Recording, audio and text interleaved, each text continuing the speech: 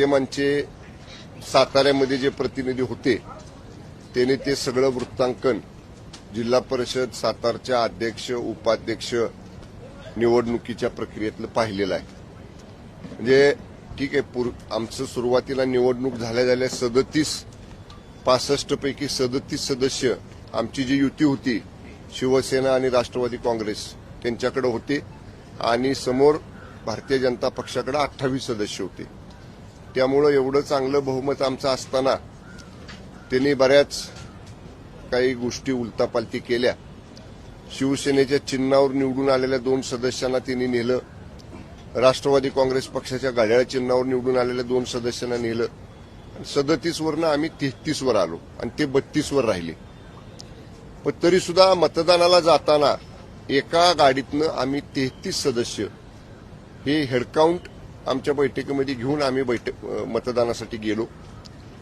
आपल्याला सगळ्यांना माहिती आहे, एक खोटा गुन्हा म्हणजे जे सदस्य राष्ट्रवादी काँग्रेसचे आमच्याबरोबर होते आहेत त्यांचंच अपहरण झालं अशी खोटी तक्रार त्यांच्या मुलावर दबाव टाकून त्याच्याकडनं घेतली आणि कुणी अपहरण केलं तर आमच्याच 2 सदस्यांनी केलं की ते दोन्ही सदस्य आमच्याबरोबर होते. बरं, अगदी मी म्हणतो पोलिसांना अपहरण केलेल्या सदस्यांना आरोप असलेल्या समजा खोटा आरोप असलेल्या सदस्यांना ताब्यात घ्यायचं होतं तर आमची जिथं पार्टी मिटिंग चालू होती ज्या हॉटेलवर तिथं खाली पोलीस होते ना साध्या वेशातले, पण तिथं नाही घेतलं का तर तिथं 1000-2000 शिवसैनिक राष्ट्रवादीचे कार्यकर्ते खाली होते आणि बरोबर मतदान कक्ष 5-10 मीटरवर राहिला. मी तिथं होतो, मंत्री महोदय मकरंद पाटील होते, आमदार शशिकांत शिंदे होते, खासदार नितीन पाटील काका होते. अक्षरशः आमच्याशी पोलिसांनी साध्या वेशातल्या झटापटी केली. म्हणजे 10 पोलीस मला ओढत होते, 2 ह्या दंडाला, 2 त्या दंडाला, 2 पायाला, 2 कमरेला. म्हणजे जे सदस्य माझ्याबरोबर सांगत होते की आम्हाला आज जायचंय मतदानाला, एका बाजूला 302 मधले आरोपी जे जेलमध्ये असतात त्यांना आपण मतदानासाठी कुठलंही मतदान असू द्या आणतो मतदानाच्या ठिकाणी आणि इथं मतदानाला निघालेले 2 सदस्य आमच्या जवळनं अगदी आम्हाला धक्काबुक्की करून मला लागलं सुद्धा. त्या दिवशी जखम झाली.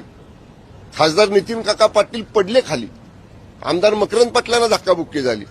म्हणजे मंत्री महोदय मकरंद पाटलांना, म्हणजे 2 मंत्री, 1 आमदार, 1 खासदार. म्हणजे पोलीस अक्षरशः म्हणजे काय शब्द नाहीत त्या पोलिसांच्या कृतीबद्दल बोलायला.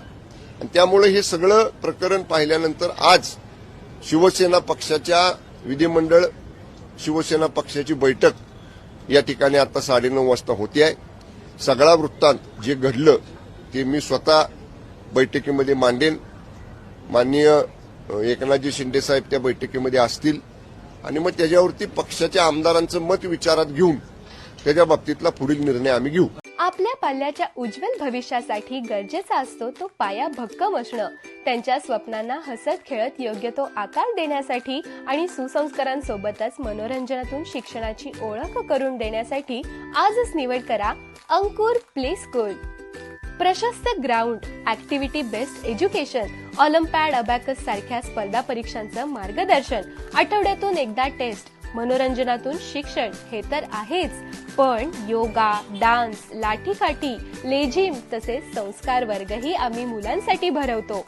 सीबीएसई आणि सेमी माध्यम असे पर्याय उपलब्ध असलेली, सीसीटीव्हीच्या सुरक्षित वातावरणात आणि तज्ज्ञ शिक्षक वृंद लाभलेली अंकुर प्ले स्कूल फक्त मुलांसाठीच नव्हे तर पालकांसाठीही विविध कार्यक्रमांचं आयोजन तसेच धावपळीच्या जगामध्ये मनाचं आरोग्य टिकवण्यासाठी मुलांना मेडिटेशन शिकवणारी एकमेव स्कूल. आपल्या पाल्यामधील सुप्त गुणांना ओळखून त्याचा सर्वांगीण विकास होण्यासाठी आजच ऍडमिशन घ्या. Ankur play school, play group, nursery, junior KG आणि सिनियर केजी, लवकरच डे केअर सेंटरही पालकांच्या सेवेत.